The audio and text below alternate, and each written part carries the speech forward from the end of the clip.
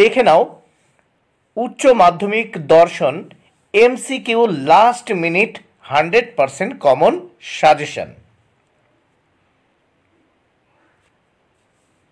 অবরোহমূলক তর্কবিদ্যা এর প্রথম অধ্যায় যুক্তি। এই যুক্তি থেকে যে প্রশ্নগুলো তোমাদের পড়তে হবে দেখে নাও। এক কথায় এমসিকিউ। প্রথম প্রশ্ন, ভাষায় প্রকাশিত অনুমানের আকারকে বলা হয়? উত্তর যুক্তি। 2 নম্বর প্রশ্ন, যে যুক্তিতে আশ্রয় বাক্য থেকে সিদ্ধান্তটি অনিবার্যভাবে নিঃসৃত হয় তাকে বলে অবরোহ যুক্তি। 3 নম্বর প্রশ্ন, অনুমানের সিদ্ধান্ত আশ্রয় বাক্য থেকে আবশ্যিক আরোহভাবে নিঃসৃত হয় না। দেখো, অনুমানের সিদ্ধান্ত আশ্রয় বাক্য থেকে আবশ্যিক আরোহভাবে নিঃসৃত হয় না, উত্তর হবে আরোহ। দেখো 4, আরোহ যুক্তির সিদ্ধান্ত সব সময়ই, উত্তর হবে সম্ভাব্য।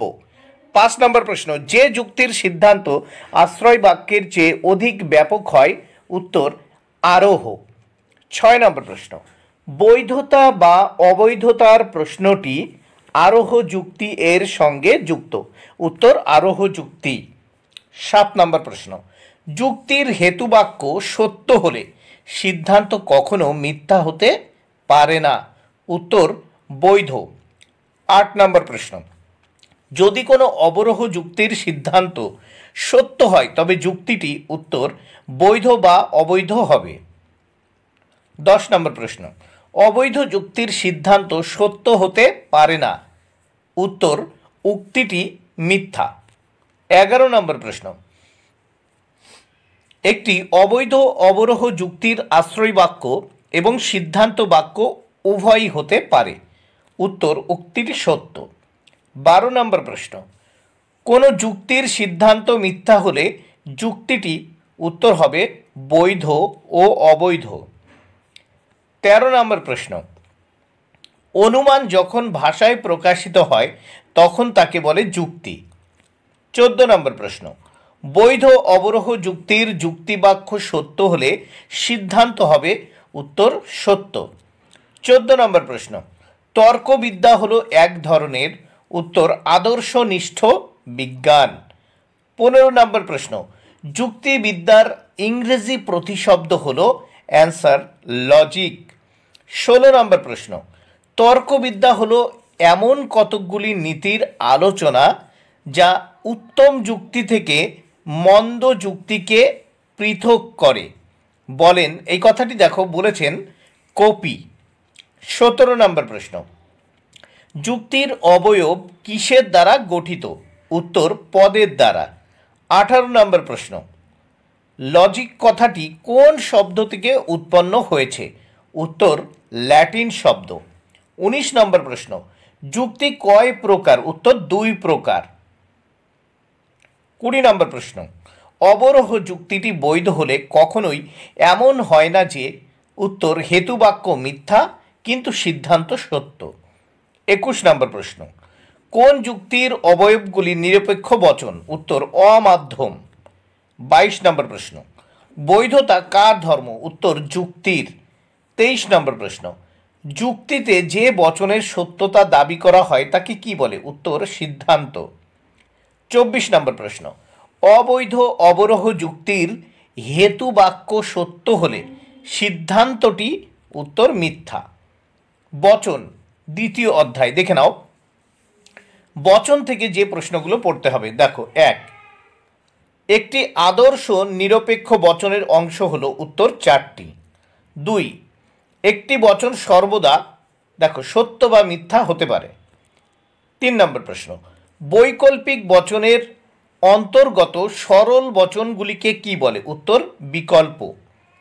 4 নম্বর প্রশ্ন, পূর্বক ও অনুগ এই 2 এর ব্যবহার হয়? উত্তর প্রাকল্পিক বচনে। প্রাকল্পিক বচনে। 5 নম্বর প্রশ্ন, গুণ ও পরিমাণ অনুসারে বচন? উত্তর 4 প্রকার। 6 নম্বর প্রশ্ন, উদ্দেশ্য পদ অব্যাপ্য হয়? উত্তর বিশেষ বচনের।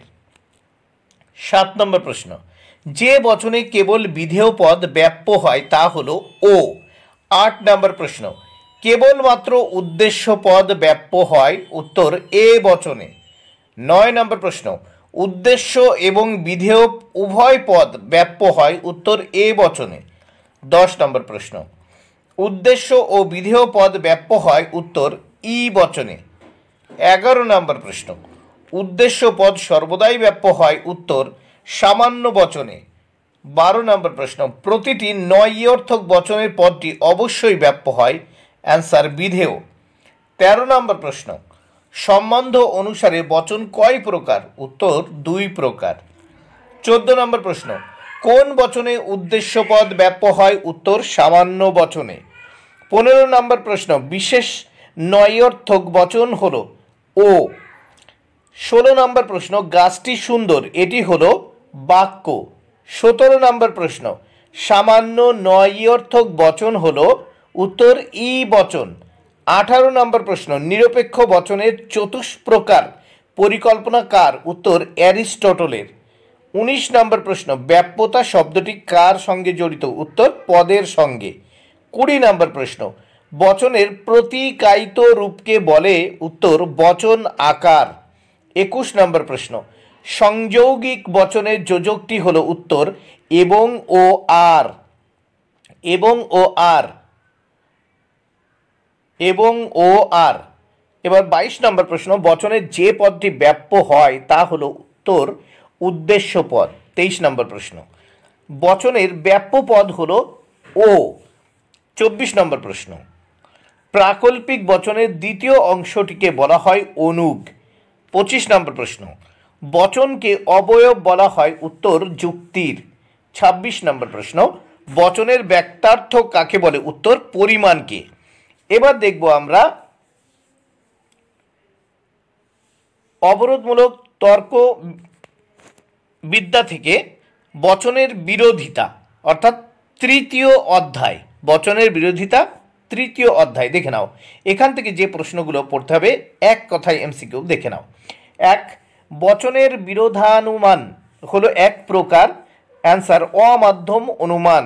2 নম্বর প্রশ্ন, একই উদ্দেশ্য ও বিধেয় বিশিষ্ট দুটি সামান্য বচনের মধ্যে বিরোধিতা অবস্থান করে তাকে বলা হয় বিপরীত বিরোধিতা। 3 নম্বর প্রশ্ন, যদি এ বচন মিথ্যা হয় তবে এর বিপরীত বিরোধী ই বচনের সত্যমূল্য হবে, উত্তর অনিশ্চিত। 4 নম্বর প্রশ্ন, বচন সত্য হলে আই বচন হবে, উত্তর অনিশ্চিত। 5 নম্বর প্রশ্ন, একই উদ্দেশ্য ও বিধেয় বিশিষ্ট বিপরীত বিরোধিতার সম্বন্ধ থাকে, উত্তর এ কমা ই। 6 নম্বর প্রশ্ন, একই উদ্দেশ্য ও বিধেয় বিশিষ্ট দুটি বিশেষ বচনের মধ্যে, দেখো উত্তর হবে অধীন বিপরীত বিরোধিতা, অধীন থেকে বিপরীত বিরোধিতা।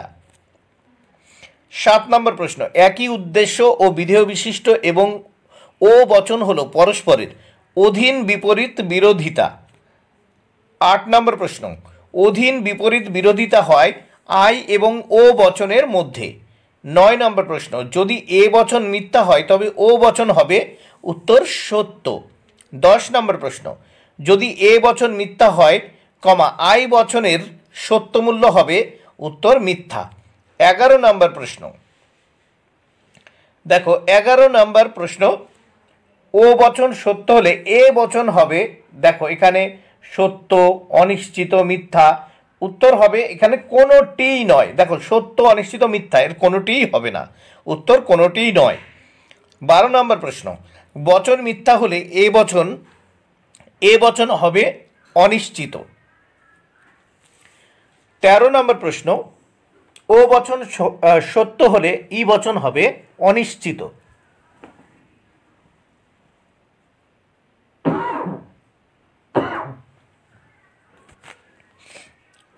14 নম্বর প্রশ্ন, ও বচন মিথ্যা হলে আই বচন হবে সত্য।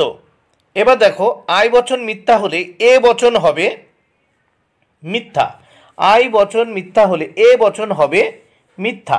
এবার দেখো 16 নম্বর প্রশ্ন, আই বচন সত্য হলে ই বচন হবে মিথ্যা। 17 ই বচনের অতি বিষম বচন কোনটি? উত্তর এ বচন। 18 একই উদ্দেশ্য ও বিধেয় বিশিষ্ট প্রশ্ন দেখো এবং ও বচন হলো পরস্পরের অ্যান্সার দেখো অধীন এবং বিপরীত বিরোধী। 19 এ বচন সত্য হলে আই বচন হবে সত্য। 20 এ বচন মিথ্যা হলে আই বচন হবে অনিশ্চিত। 21 দেখো ই বচন সত্য এ বচন হবে মিথ্যা। দেখো ই বচন সত্য হলে এ বচন হবে মিথ্যা। 22 নম্বর প্রশ্ন ই বচন মিথ্যা হলে এ বচন হবে অনিশ্চিত। 23 ই বচন সত্য হলে ও বচন হবে সি সত্য। ই বচন সত্য হলে ও বচন হবে সত্য। এবার দেখব আমরা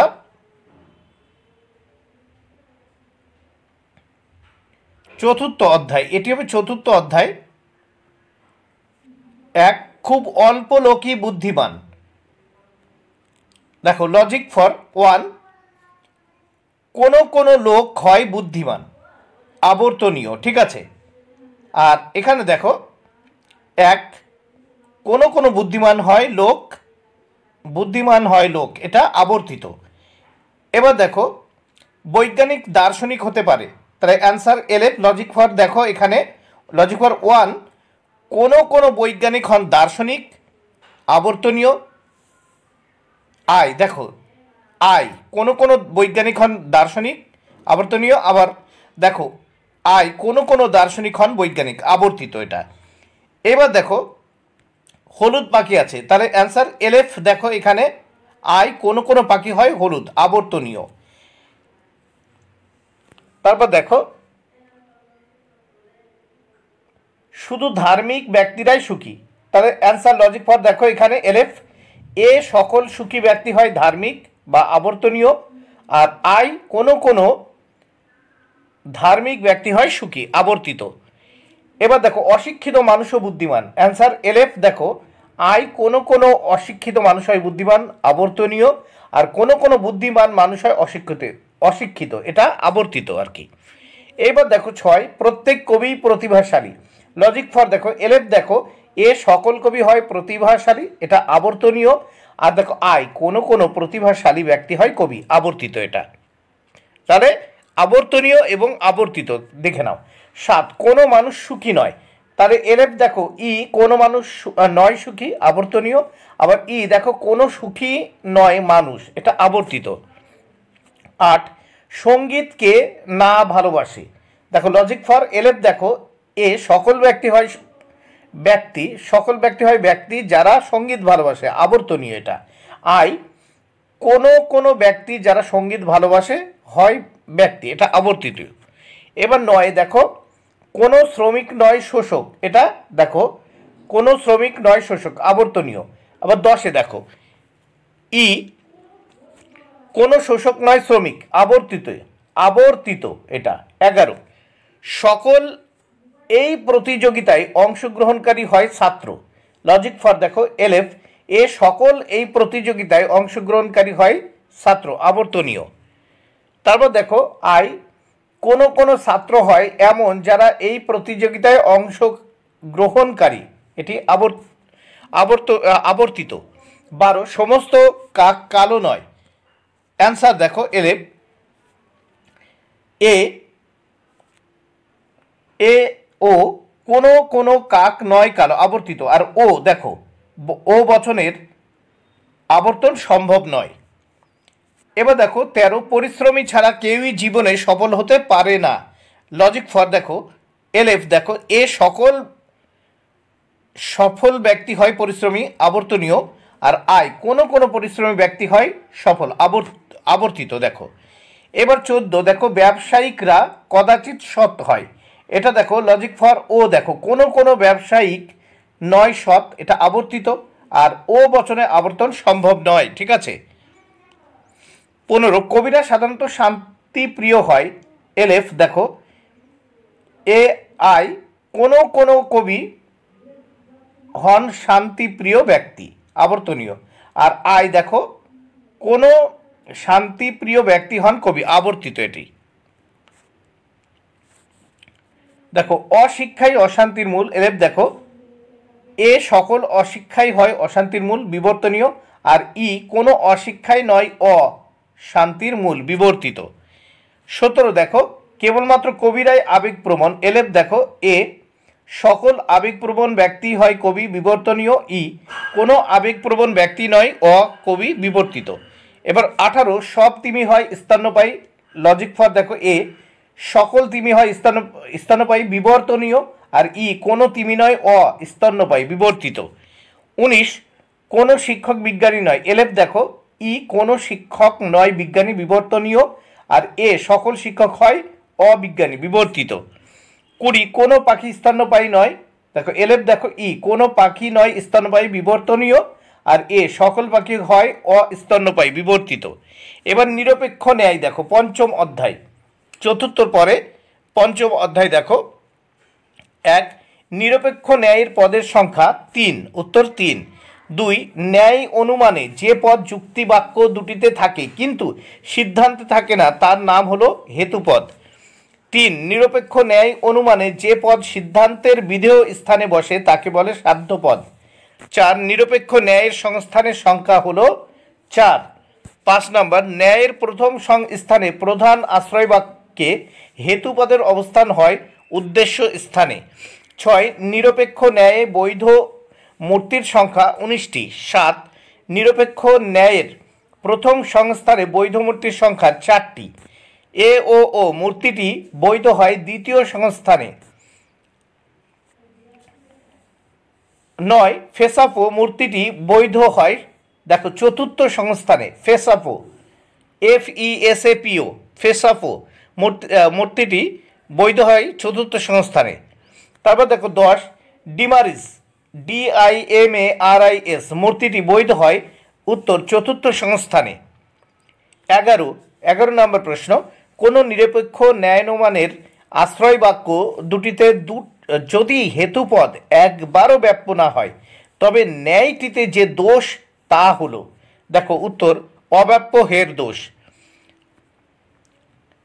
দেখো ফ্যাশন FESTION হলো দ্বিতীয়, দেখো এটি হবে দ্বিতীয় সংস্থানের। 13 নিরপেক্ষ ন্যায়ের সংস্থানের সংখ্যা হলো, দেখো নিরপেক্ষ ন্যায়ের সংস্থানের সংখ্যা হলো 4। তারপর দেখো দ্বারাপ্তি DARAPTI দ্বারাপ্তি, এই দ্বারাপ্তি হলো দেখো তৃতীয় সংস্থানের বৈধ মূর্তি। তারপর দেখো ডিজামিস DISAMIS হলো তৃতীয় সংস্থানের বৈধ মূর্তি। তারপর দেখো 15 ডিমারিস DIMARIS চতুর্থ সংস্থানের বৈধ মূর্তি। 16 ফেসাপো হলো চতুর্থ সংস্থানের বৈধ মূর্তি। 17 বোকাবিডিও BOCABDO হলো তৃতীয় সংস্থানের বৈধ মূর্তি। 18 ন্যায় অনুমানে 4টি পদ থাকলে 4ই পদ ঘটিত দোষ। 19 নম্বর প্রশ্ন নিরপেক্ষ ন্যায়ে নিয়ম আছে, উত্তর 10টি। 20 নম্বর প্রশ্ন ন্যায় অনুমানে পক্ষপদ যদি আশ্রয় বাক্যে ব্যাপ্য না হয়ে সিদ্ধান্তে ব্যাপ্য হয় তাহলে হয় দেখো অবৈধ পক্ষদোষ। 21 নম্বর নিরপেক্ষ ন্যায়ে দুটি আশ্রয় বাক্য নয়ার্থক হলে যে দোষ ঘটে তা হলো উত্তর নয়ার্থক আশ্রয় বাক্যজনিত দোষ। এইবার দেখো ষষ্ঠ অধ্যায় থেকে যে MCQগুলো পড়তে হবে এক কথায় দিয়ে দিয়েছি, দেখে নাও। 1 মিশ্র প্রাকল্পিক ন্যায়ের অপ্রধান আশ্রয় বাক্যটি হলো উত্তর নিরপেক্ষ বচন। 2 প্রাকল্পিক নিরপেক্ষ যুক্তির কোন বাক্যটি প্রাকল্পিক বচন, উত্তর প্রধান আশ্রয় বাক্য। 3 প্রাকল্পিক নিরপেক্ষ ন্যায় যুক্তির প্রধান আশ্রয় বাক্যটির অংশ দুটি হলো উত্তর পূর্বক ও অনুগ। 4 নম্বর প্রশ্ন পি অথবা কিউ, দেখো P/Q এই যুক্তিটির আকারটি হলো দেখো এটি বৈধ DS। 5 পি হয় পি না হয় কিউ একটি উত্তর বৈকল্পিক বচন, দেখো হয় পি না হয় কিউ একটি বৈকল্পিক বচন। 6 বৈকল্পিক নিরপেক্ষ ন্যায়ের সিদ্ধান্তটি সর্বদাই যে বচন হয় তা হলো নিরপেক্ষ বচন। মোডাস পোনেন্স, মোডাস পোনেন্স হলো দেখো অ্যান্সার প্রাকল্পিক ন্যায়ের। 8 নম্বর প্রশ্ন, যৌগিক যুক্তির অপর নাম হলো মিশ্র যুক্তি। 9 নম্বর প্রশ্ন, মোডাস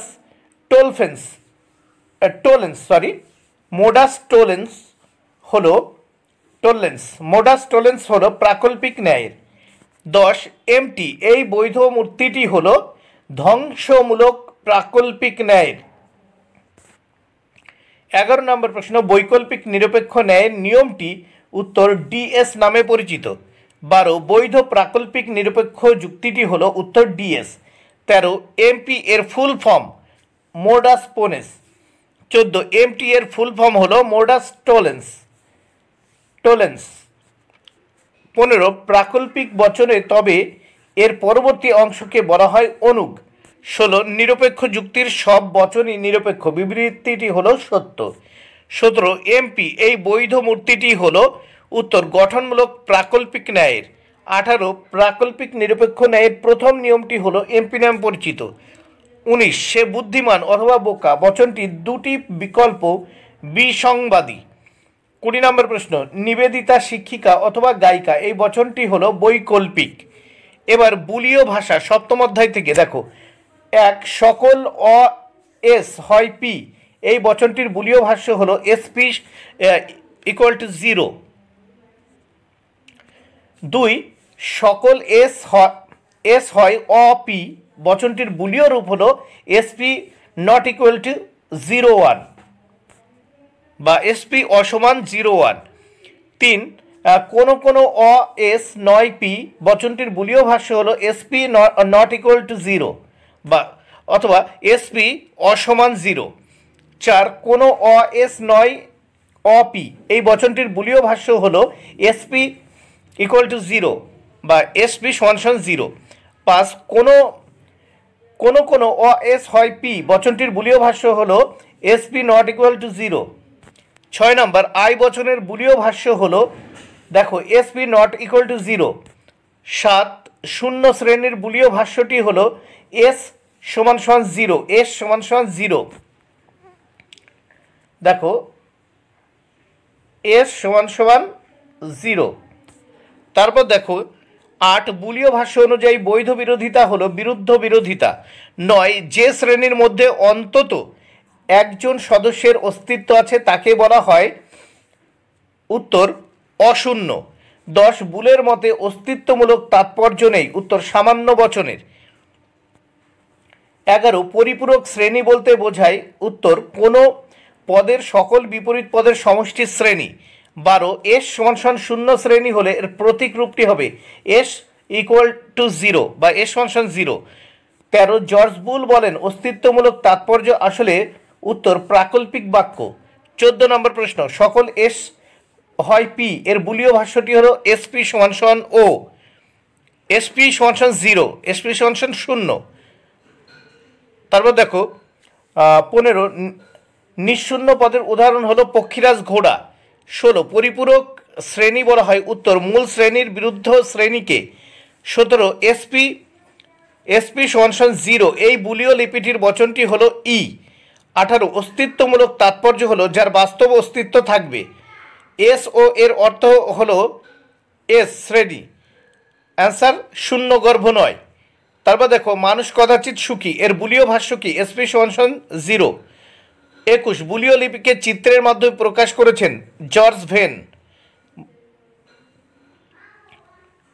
23, যুক্তিবিজ্ঞানী জর্জ বুলের ভাষ্যকে বলে বুলীয় লিপি। 24, বুলীয় ভাষ্যের ধারণাটির উৎস কি উত্তর বচনের অস্তিত্বমূলক তাৎপর্য। 25, মানুষ সাধারণত সুখী এর বুলীয় ভাষ্য কি এসপি ≠ 0। এবার দেখে নেব আরোহ অনুমানের স্বরূপ।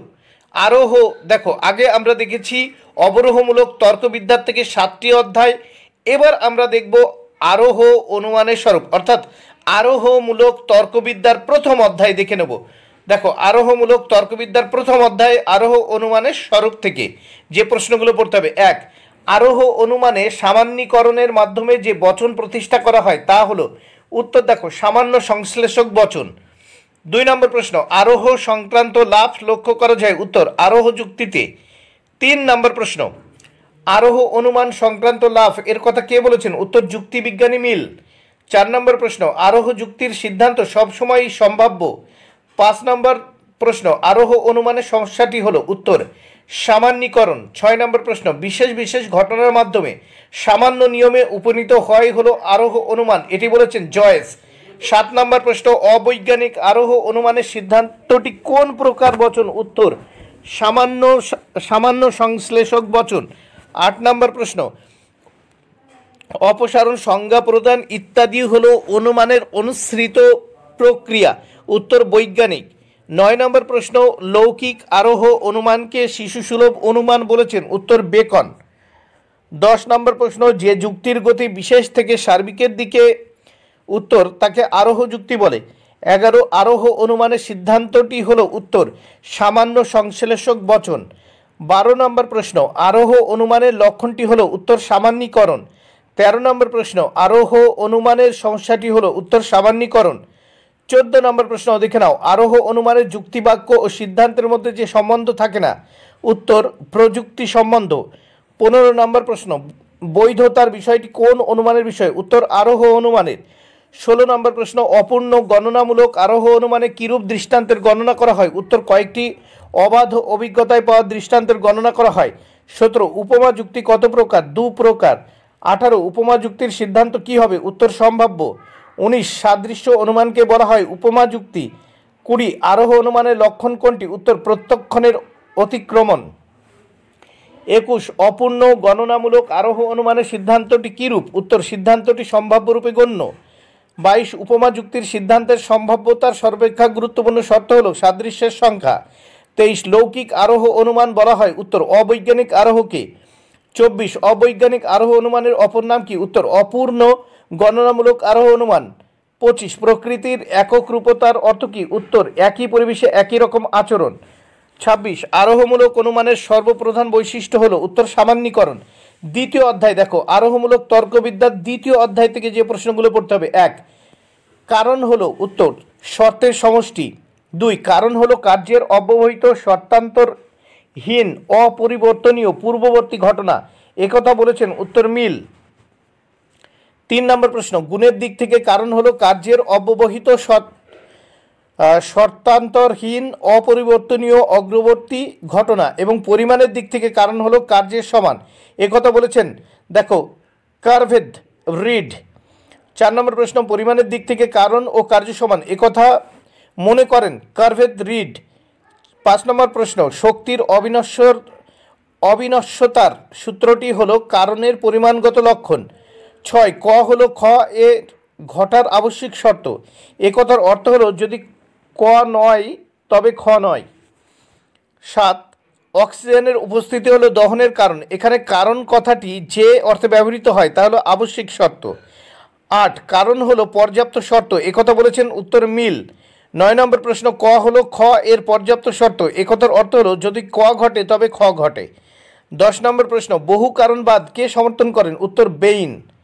11 নম্বর প্রশ্ন, ভেজা কাটে অগ্নিসংযোগ ধূম সৃষ্টির কারণ, এখানে কারণ কথাটি যে অর্থে ব্যবহৃত হয়েছে তা হলো? উত্তর পর্যাপ্ত আবশ্যিক শর্ত। 12 বহু কারণবাদের একজন সমর্থক হলেন? উত্তর মিল। 13 নম্বর প্রশ্ন, কারণ হলো কার্যের আবশ্যিক শর্ত, একথা বলেন? উত্তর বুদ্ধিবাদীরা। 14 নম্বর প্রশ্ন, শর্ত হলো কারণের অপরিহার্য অংশ, একথা বলেছেন কার্ডেথ রিড। 15 নম্বর প্রশ্ন, কারণ ও কার্যের সম্বন্ধ হলো? উত্তর অব্যবহিত শর্তহীন পূর্ববর্তী ঘটনা। 16 নম্বর প্রশ্ন, এস সিস্টেম অফ লজিক গ্রন্থটির লেখক হলেন মিল। 17 নম্বর প্রশ্ন, বহু কারণবাদের মূল বক্তব্য কি? উত্তর ভিন্ন ভিন্ন কারণ থেকে একই কার্য উৎপন্ন হয়। 18 নম্বর প্রশ্ন, অক্সিজেনের উপস্থিতি দহনের কারণ, বাক্যটিতে কারণ কথাটি যে অর্থে ব্যবহৃত হয়েছে তা হলো? উত্তর আবশ্যিক শর্ত। 19 কারণের আবশ্যিক শর্ত কি? উত্তর যা ঘটলে কার্য ঘটবেই। 20 এক কারণ বাদে কারণকে গ্রহণ করা হয়, উত্তর পর্যাপ্ত শর্ত। 21 আবশ্যিক শর্ত প্রকাশিত হয়, উত্তর নৈর্থক বাক্যে। 22 নম্বর প্রশ্ন, কোন সময়ে কারণের ধারণাটি আসে? কার্যের আগে। 23 নম্বর প্রশ্ন, কারণ কোন শর্তের সমষ্টি? সদর্থক ও নৈর্থক শর্তের। 24 বিষপান মৃত্যুর পর্যাপ্ত শর্ত। 25 কারণের ধারণাটি কার সঙ্গে জড়িত? উত্তর কার্যের ধারণার সঙ্গে জড়িত। 26 বহু কারণবাদে কারণকে গ্রহণ করা হয়েছে, উত্তর পর্যাপ্ত শর্ত হিসেবে। 27 কারণ একটি পূর্ববর্তী ঘটনা। 28 কারণ হলো কার্যের অব্যবহিত শর্তান্তরহীন অপরিবর্তনীয় পূর্ববর্তী ঘটনা, একথা বলেছেন মিল। এবার মিলের পরীক্ষণমূলক পদ্ধতি তৃতীয় অধ্যায় থেকে যে প্রশ্নগুলো পড়তে হবে দেখে নাও। 1 যে পূর্ববর্তী ঘটনাকে বাদ দিলে কার্যের হানি হয় না, সেটি সেই অর্থে সেই কার্যের কারণ বা কারণের অংশ নয়। সূত্রটি মিল এর অন্যয়ী, উত্তর হবে মিলের অন্যয়ী। 2 নম্বর প্রশ্ন মিল যে পদ্ধতিকে প্রধানত আবিষ্কারের পদ্ধতি প্রমাণের পদ্ধতি নয় বলেছেন তা হলো অন্যয়ী পদ্ধতি। 3 নম্বর প্রশ্ন মিলের যে পদ্ধতি কার্যকারণকে পৃথক করতে পারে না তা হলো উত্তর অন্যয়ী পদ্ধতি। 4 ব্যতিরেকী পদ্ধতি প্রয়োগের জন্য কয়টি দৃষ্টান্তের প্রয়োজন, উত্তর 2টি। 5 নম্বর প্রশ্ন মিলের যে পদ্ধতিতে কাকতালীয় দোষ হয় তা হলো ব্যতিরেকী। 6 নম্বর প্রশ্ন মিলের 5টি পদ্ধতির মধ্যে মৌলিক পদ্ধতি কয়টি, উত্তর 2টি। 7 নম্বর প্রশ্ন যে পূর্ববর্তী ঘটনাকে বাদ দিলে কার্যের হানি হয়, সেটি সেই অর্থে সেই কার্যের কারণ বা কারণের অংশ। সূত্রটি মিল এর ব্যতিরেকী পদ্ধতি। 8 নম্বর প্রশ্ন দ্বৈত অন্যয়ী পদ্ধতি হলো উত্তর যুগ্ম পদ্ধতি। 9 নম্বর প্রশ্ন অবৈধ সামান্যীকরণ দোষ হয় যে পদ্ধতির ভুল প্রয়োগে, উত্তর অন্যয়ী। 10 নম্বর ব্যতিরেকী পদ্ধতিতে আমরা কার্য থেকে কারণে যেতে পারি না। তারপর দেখো 11 নম্বর প্রশ্ন অন্যয়ী ব্যতিরেকী পদ্ধতি একটি যৌগিক পদ্ধতি। 12 অন্যয়ী পদ্ধতির সিদ্ধান্ত হলো উত্তর সম্ভাব্য। 13 মিলের যে পদ্ধতি কার্যকারণকে সহ অবস্থান থেকে পৃথক করতে পারে না সেটি হলো অন্যয়ী পদ্ধতি। 14 মিলের প্রথম অপসারণ সূত্রের ভিত্তি হলো উত্তর তৃতীয় সূত্রের ভিত্তি। 15 নম্বর প্রশ্ন সহপরিবর্তন পদ্ধতি প্রতিষ্ঠিত হয়েছে অপসারণের, উত্তর তৃতীয় সূত্রের ভিত্তিতে। 16 নম্বর প্রশ্ন মিলের অপসারণের সূত্র হলো উত্তর 3টি। 17 মিলের 5টি পদ্ধতিকে কিরূপ পদ্ধতি বলা হয়, উত্তর পরীক্ষণমূলক। 18 অপসারণ সূত্রগুলির ভিত্তি কি, উত্তর কার্যকারণ নিয়ম। 19 নম্বর প্রশ্ন অন্যয়ী পদ্ধতির একটি পরিবর্তিত রূপ হলো উত্তর অন্যয়ী ব্যতিরেকী পদ্ধতি। 20 নম্বর প্রশ্ন অন্যয়ী পদ্ধতি হলো মূল আবিষ্কারের পদ্ধতি। 21 নম্বর প্রশ্ন অপসারণের তৃতীয় সূত্রের ভিত্তি হলো উত্তর কারণের পরিমাণগত লক্ষণ। 22 নম্বর প্রশ্ন অন্যয়ী পদ্ধতির সিদ্ধান্তটি হলো উত্তর সম্ভাব্য।